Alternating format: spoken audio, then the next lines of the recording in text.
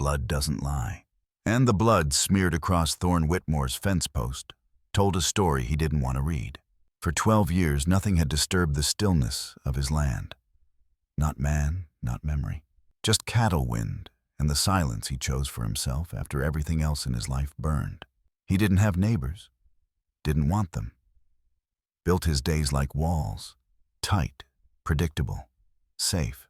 But that morning he saw something that didn't fit the rules. A woman. Slumped against the weathered fence like a broken ghost, her dress-torn hands pressed to a wound that wouldn't stop bleeding. Her breath was shallow, her face pale, alive but barely. And from the look in her eyes, when she finally opened them, someone was hunting her. Thorne kept his distance at first. Because helping strangers, that's how you get pulled into someone else's nightmare. And Thorne had already lived through his own. But there was something in her voice, raw, ragged, desperate. "Please," she whispered. "They're coming." And in that moment, Thorne knew. Whatever peace he thought he'd built was already over, whether he helped her or not. This is the story of a scarred man and a wounded woman, of a silver vein that cost innocent lives, and the kind of justice that doesn't wait for a courtroom. It's about what happens when silence meets blood, and when the truth arrives in the form of a dying stranger on your doorstep. So stay with us, because by the time this story ends, one man will rediscover what it means to fight for something that matters, and one woman will remember what it feels like to stop running. There was a time when folks knew Thorne Whitmore's name, not from headlines or stories told around saloons, but from service, from war, from the kind of decisions a man carries in silence long after the shooting stops. He used to wear a badge once, back when badges still meant something. He used to believe that truth always found its way to the surface. But then came the fire. No one could say for sure what started it. Some said it was lightning, others claimed sabotage. But Thorne remembered every flicker of flame like it had burned its memory into his skin. He remembered the smoke curling under the nursery door, the collapsed roof, the screams swallowed by heat. And when it was over, what wasn't taken by the fire was taken by blame. Someone had to answer for the deaths, and Thorne was the last one standing. Whispers followed him like flies on a corpse. Accusations of negligence, secrets, betrayal. He fought back. At first tried to explain, tried to make the law mean what it used to. But justice was a slow horse in those days. And grief never stops to wait. So he packed what was left of his life, an old rifle, a saddle, a tin box full of letters no one would ever read, and rode until the world forgot his name. He found a patch of land where the soil was dry and the wind didn't carry stories. 40 acres, 36 head of cattle. No neighbors, no visitors, no past. And for 12 years the world kept its distance. He rose before dawn, ate in silence, walked the fence line like a man walking the edge of memory. He rebuilt his house board by board. Maybe if he shaped the wood just right, he could keep the ghosts from slipping in. The porch creaked in familiar places. The kitchen smelled of coffee and pipe smoke. The rug by the hearth had worn thin from pacing. But it was peace, his kind of peace. Not happiness, he didn't believe in that anymore. But the kind of stillness a man earns only after losing everything else. He didn't smile often. Didn't speak unless it was to the horses or the wind. And he never expected anyone to break that silence. Which is why when he saw her, bloodied, slumped against his fence post torn dress, catching in the breeze, for just a second Thorne thought she might be a memory, a ghost conjured by his own loneliness. But ghosts don't bleed, and ghosts don't whisper. Please, they're coming. Thorne Whitmore hadn't had a visitor in over a decade. Not a soul had dared cross onto his land since the day he'd put up the last fence post himself, hammering it down like he was sealing off the world. Most folks respected the unspoken boundaries drawn in dust and solitude. The kind of boundaries you don't need to mark with signs, just silence and a stare cold enough to freeze questions in the throat. So when he saw her collapsed, bleeding, slumped like a rag doll against the wood he'd nailed with his own hands, Thorne didn't move at first. He watched from 30 feet away, rifle hanging loose in his grip, heart caught between habit and instinct. She hadn't seen him. Her head tilted back against the post, dark hair tangled with wind and blood. Her breath shallow, rattling like an old porch door. The sunlight caught the wound on her side, and he saw the stain had already soaked through her dress. Deep red, spreading. His first thought was to walk away. Back to the porch.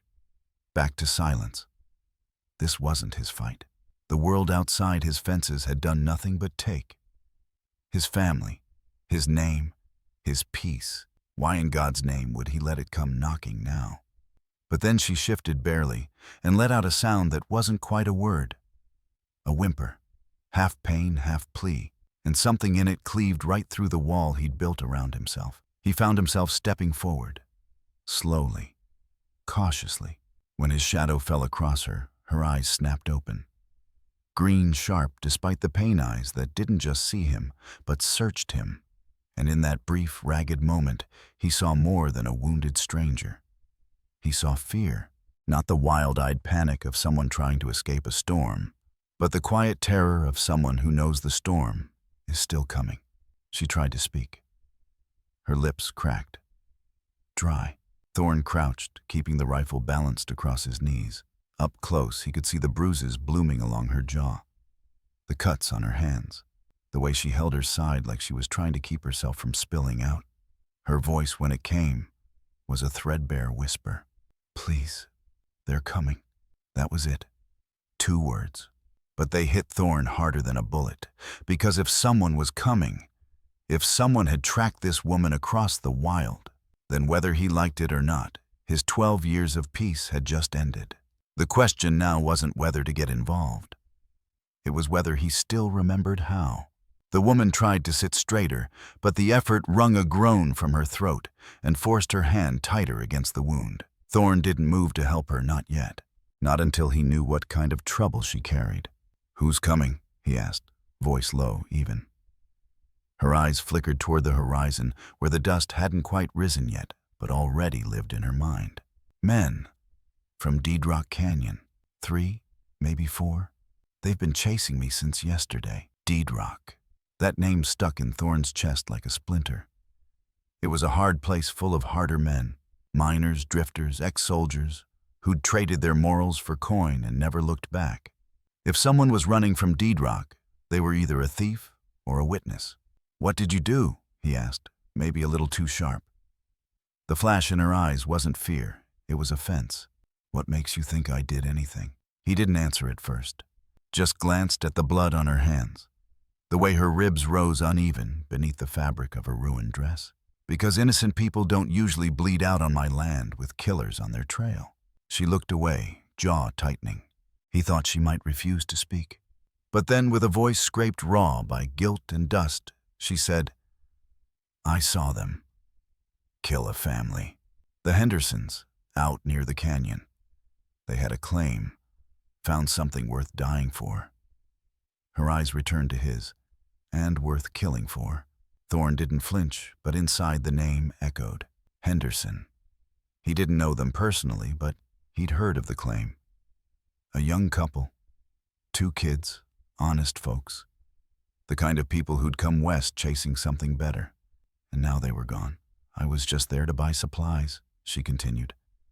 "Wrong place, wrong time. They didn't see me at first, but I ran. And now..." Her voice broke. She didn't cry. There were no tears left in her, just the quiet, hollow rasp of someone who'd seen death up close and knew it wasn't finished yet. Thorne studied her face. Years ago, he'd been trained to read men under pressure, to know when a story bent under the weight of lies. But this wasn't performance. It was pain. Real, raw, and honest. "So you ran," he said. "What else was I supposed to do?" she whispered. "Stay and wait for them to find me, too. I'm the only one left who can tell what really happened." A sound drifted through the air just then. Low, rhythmic, hoofbeats, faint but closing. Thorne rose slowly, eyes scanning the southern horizon. Dust now, no doubt about it. 4 riders. "They're here," the woman said. She tried to stand, legs buckling beneath her. "Please, just show me where there's water. I'll keep running." But Thorne was already moving. toward her, toward the house, toward the root cellar he hadn't touched in years. Because whether he wanted it or not, the truth had ridden straight into his life and brought war with it. The hoofbeats came steady now, fast and hungry. Not the meandering pace of lost travelers or cowhands checking fence lines. No, this was purpose. The kind of pace men used when they were chasing something or someone they didn't intend to let go of. Thorn helped her into the house, her weight trembling against him. She hadn't told him her name yet, and he hadn't asked. Names could wait. Breathing couldn't. The cellar trapdoor groaned open under his boots, revealing the hidden space beneath his kitchen floor. His quiet contingency built for storms of another kind. He kept supplies there. Bandages, jerky clean water, and the old Colt pistol he hadn't touched in years. He hadn't planned to hide a bleeding woman in it. But life had a funny way of tearing up old plans. There's food and medicine down there, he said, helping her down the ladder. Use what you need. But don't come out. Not unless I open that door myself. She grabbed his wrist. Her grip was weak, but the look in her eyes wasn't. Why are you helping me?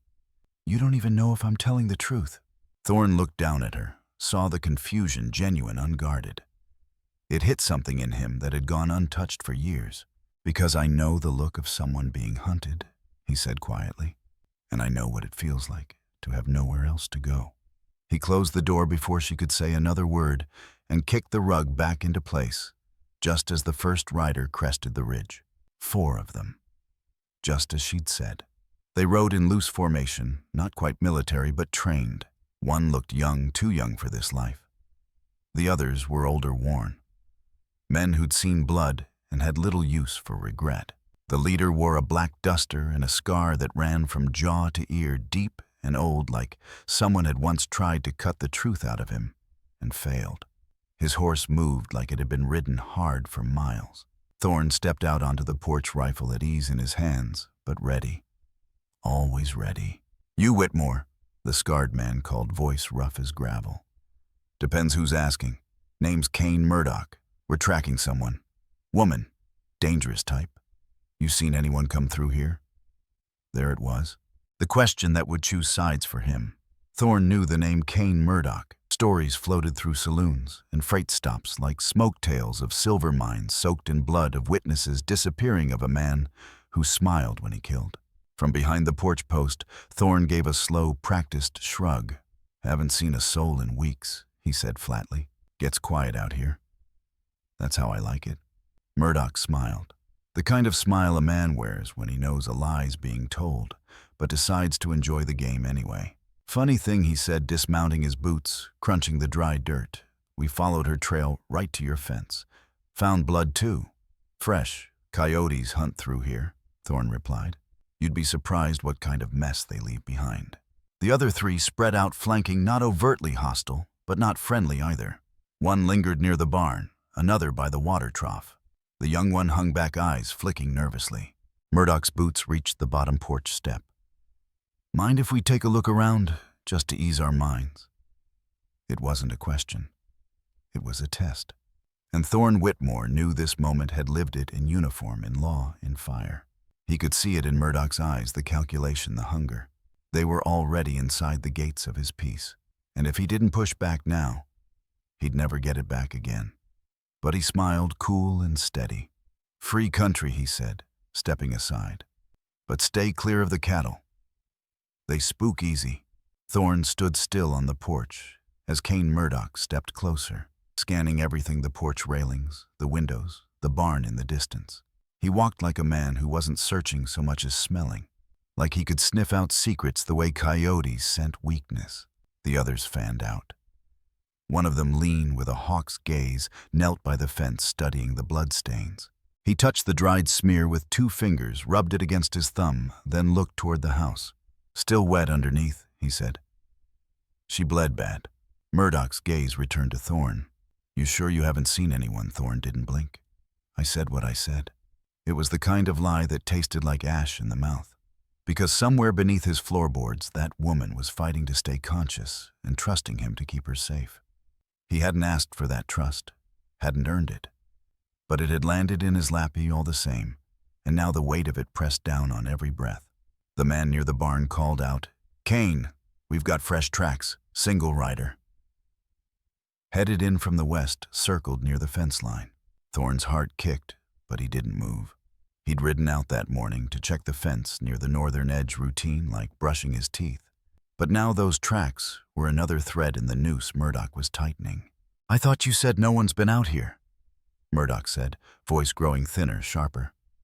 "I did," Thorne said evenly.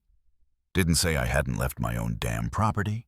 Murdoch chuckled a soft, cold sound. "You're quick. I'll give you that."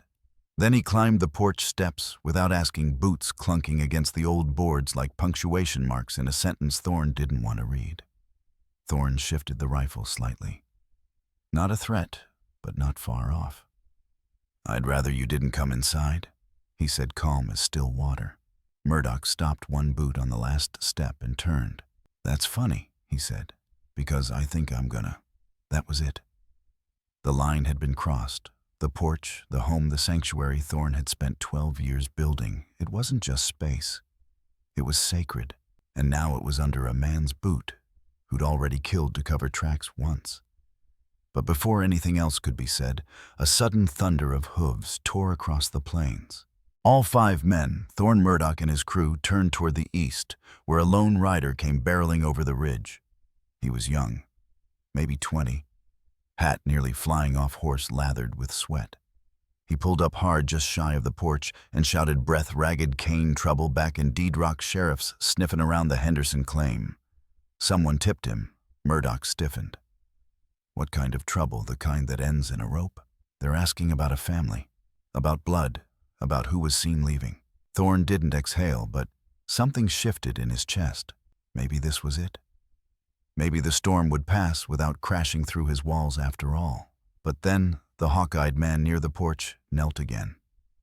His voice cut through the moment like a saw blade. "Kane," he called, pointing toward the house.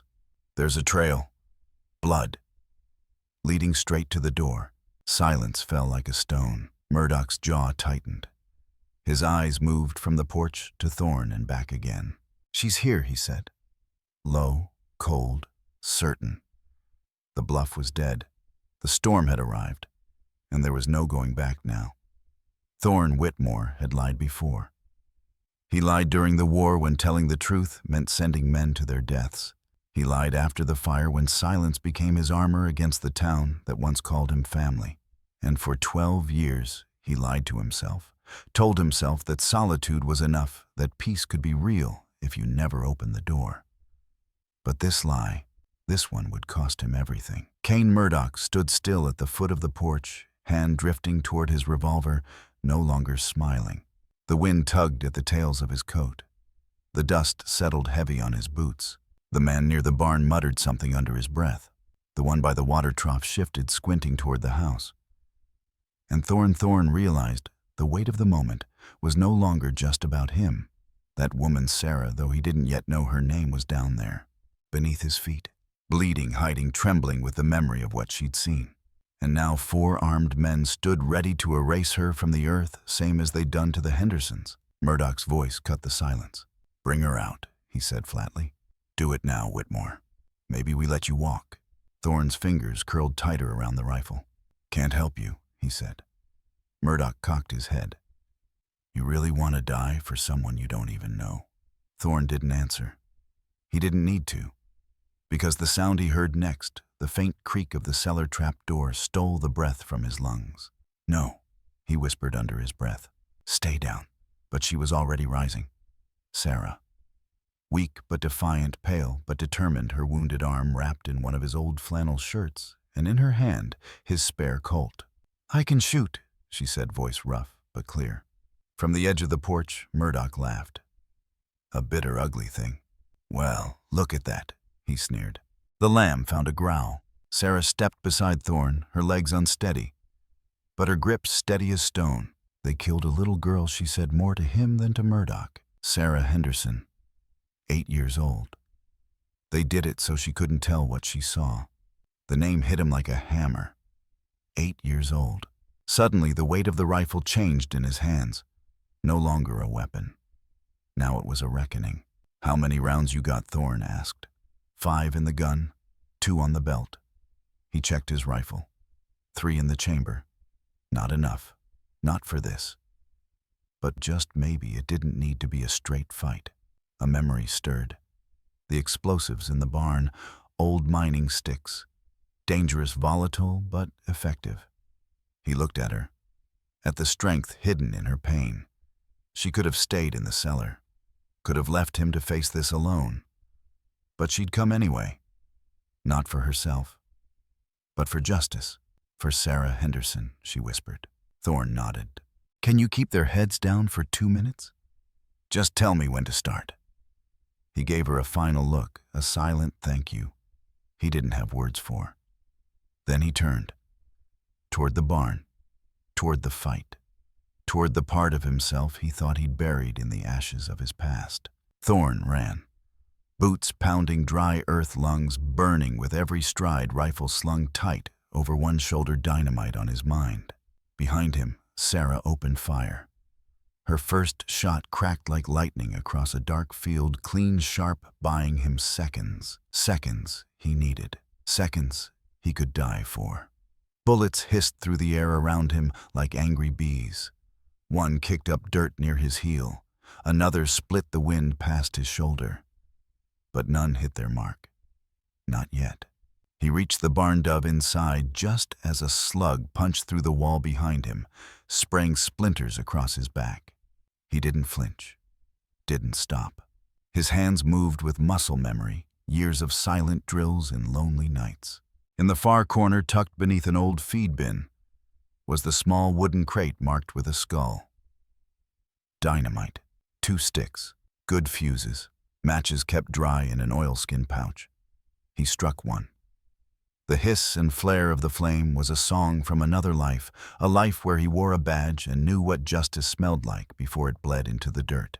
The first fuse caught. 20 seconds, maybe less. He sprinted back toward the barn door, glancing to the house. Sarah was crouched behind the porch rail, gun raised, bleeding from a fresh graze across her shoulder. Her jaw was clenched tight, but she was alive. More than that, she was fighting. He reached the open air and hurled the first stick toward the water trough where 2 of Murdoch's men had taken cover. The lit fuse arced through the sky like a comet. 1 second. 2. Boom! The ground bucked under the blast. Dirt and water and smoke rose in a column. When it cleared, 1 man was down, not moving. The other crawling away, ears bleeding, stunned. But Thorne didn't pause, because Kane Murdoch had used the distraction to move. Now he stood at the base of the porch steps, his revolver aimed straight at Sarah's head. "Drop it!" Whitmore Murdoch snarled, voice shaking with fury and fear. "Drop the gun or I'll paint your porch with her brains." Thorne froze. 30 feet. Too far to draw and shoot before Murdoch pulled the trigger. Too close to stop the inevitable. Sarah looked at Thorne, her face calm in a way that broke his heart. "I'm not afraid," she whispered. "Don't let him win." And Thorne almost believed it until he remembered. The second stick, still in his hand, still lit. Fuse burning down like a slow heartbeat. Without a word, he rolled it across the dirt, low and smooth. It landed right at Murdoch's feet. The killer's eyes widened. 3 seconds. 2. He looked down, then up. Realization hitting him too late. 1. The explosion tore through the porch in a blast of flame and force. Murdoch disappeared in the thunder, thrown backward into a splintered mess of ash and bone. His gun flew from his hand. His body didn't move. Real silence, except for the sound of Sarah gasping, wide-eyed, but still breathing. And Thorne kneeling in the dirt chest, heaving hands, shaking, but alive. The man who once ran from fire had now become it. 3 days passed. The blood on Thorne's fence posts had dried to rust-colored scars. The porch bore a crater where Murdoch's body had landed. The air still smelled faintly of gunpowder and scorched wood, and yet the ranch was quiet again. Not peaceful, not yet, but quiet. Thorne had spent the days repairing what could be repaired. Rehammering planks, hauling debris, rehanging the porch swing, though it groaned now when it moved like it remembered the violence. Sarah healed in that time, or started to. She kept her bandages clean, drank water like it was gold, and slept without dreaming, at least when she could sleep at all. Sometimes Thorn would catch her staring off at the ridge where the riders had come. Sometimes he did the same. Then came the morning dust cloud rising slow and deliberate across the plain. Not an ambush this time. This was law, and law came with weight. Sheriff Morrison rode at the front of the small posse, his hat low, mustache thick, his eyes watchful and kind, but not soft. A man who'd survived long enough in a place that ate good men and buried their bones deep. He didn't dismount right away, just surveyed the property scars and all, then looked Thorn dead in the eye. "Hell of a mess," he said. Thorn nodded. "You don't know the half of it." They spoke in low tones at first, away from Sarah. Morrison asked questions. Thorn gave answers, names, dates, what he'd seen, what Sarah had survived. He handed over the crate with the leftover dynamite Murdoch had brought, evidence of the claim of what was stolen, of the greed that got a family murdered. "Damn silver," Morrison muttered, turning over a chunk of ore in his hand. "Always ends in blood." When he was done inspecting the property, Morrison finally approached Sarah. She stood, even though it hurt, and looked him square in the face. "You willing to testify?" he asked. Her answer was quiet, but firm. Every word. He nodded. "Good. You might just bring justice to that canyon." Then he looked back at Thorn. "You too. Folks in Deedrock are already talking. Not every day a man with your kind of past picks up a rifle again for someone else's fight." Thorn didn't smile, didn't speak. Just ran a hand along the porch railing he'd built with his father long before the war, before the fire, before the silence. "Sometimes a man doesn't choose the fight," he said. "Sometimes it chooses him." Morrison stayed long enough to collect the bodies and give Sarah an offer, a place in Denver's safety, a clean start. She said she'd think about it. But that night, after the sheriff rode off, Sarah didn't talk about leaving. She sat on the steps beside Thorn, the wind playing with her hair, the stars bright over the hills. "You could have let me die," she said quietly. "You could have stayed hidden," he replied. She looked at him long and soft. "So now what?" Thorn watched the horizon for a moment before answering. "Now, we rebuild." The sun dipped behind the hills, casting long amber shadows across the fields where cattle stirred and settled. The ranch, scarred but standing, exhaled its first breath of stillness since the blood dried on the fence posts. Thorn sat on the newly rebuilt steps of the porch, hands calloused from the repairs, mind quieter than it had been in years. Beside him, Sarah held a cup of coffee that had gone cold hours ago. She didn't seem to notice. Neither of them spoke for a while. They didn't need to. The silence between them wasn't the brittle, guarded stillness of strangers. It had changed, become something softer, shared. At last, Thorn cleared his throat almost sheepishly. He said, not quite looking at her, "Morrison offered to escort you to Denver. Said you could start fresh. Leave all this behind." Sarah didn't answer right away. Her gaze lingered on the horizon where purple twilight wrapped the sky in gentle folds. "I know," she said eventually. "And it's kind of him. It really is." He nodded as if that was the end of it. But it wasn't. Sarah turned to face him, her voice low but steady. "I've been running so long, Thorn, I almost forgot what standing still felt like. What it meant to look someone in the eye and not be afraid." He finally met her gaze. "What are you saying?" She gave him a small, sad smile, one that curled into something stronger. "I'm saying maybe peace isn't a place you find. Maybe it's something you build. With your hands, with your choices, and maybe with someone who's been just as broken." Thorn looked at her then, not as the wounded woman who stumbled onto his land, but as someone who had stood beside him, not behind. Someone who had chosen to fight when hiding would have been easier. The kind of person you could build with. He set his mug down, cleared his throat again. "This ranch, it's always had too much room for one man, always felt like an echo of something unfinished." She looked at him curiously. "I'm not offering a rescue," he added. "I'm offering a place, if you want it. Not out of debt, not out of pity, just because I think we both deserve something that lasts." Her answer wasn't a word. It was a nod, and a tear, and the quiet lean of her shoulder against his arm.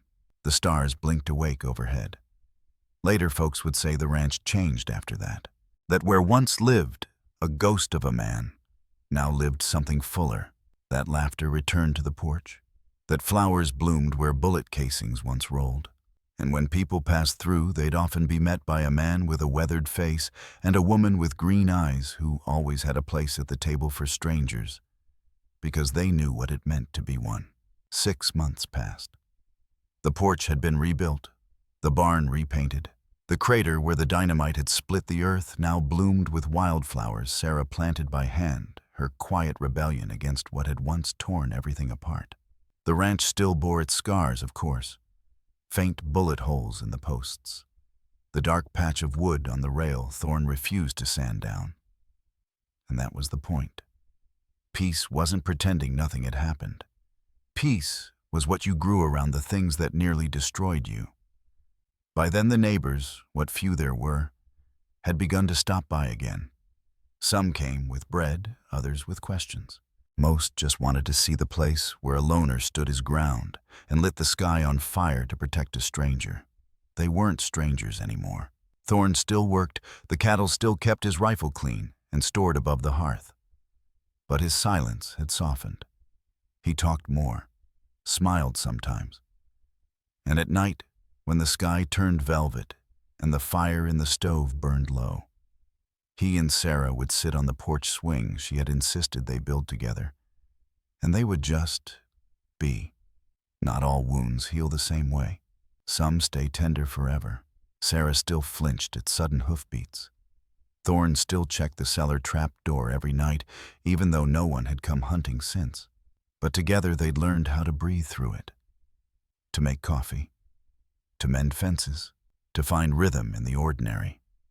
One morning, as the sky turned pink behind the ridge, Sarah stood with her arms crossed over her belly, smiling at something only she could feel.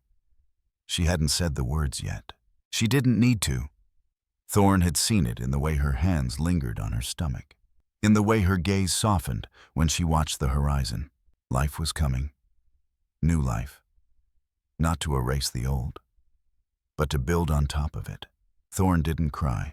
But when he pressed his forehead to hers in the golden light of that morning, his voice cracked when he whispered, "We'll make it different this time." Sarah nodded. Together. And so the man who once buried himself to escape the world became something he never expected: a husband, a father, a part of something that grew instead of burned. They say the land remembers everything, every footfall, every drop of blood, every oath whispered beneath an open sky.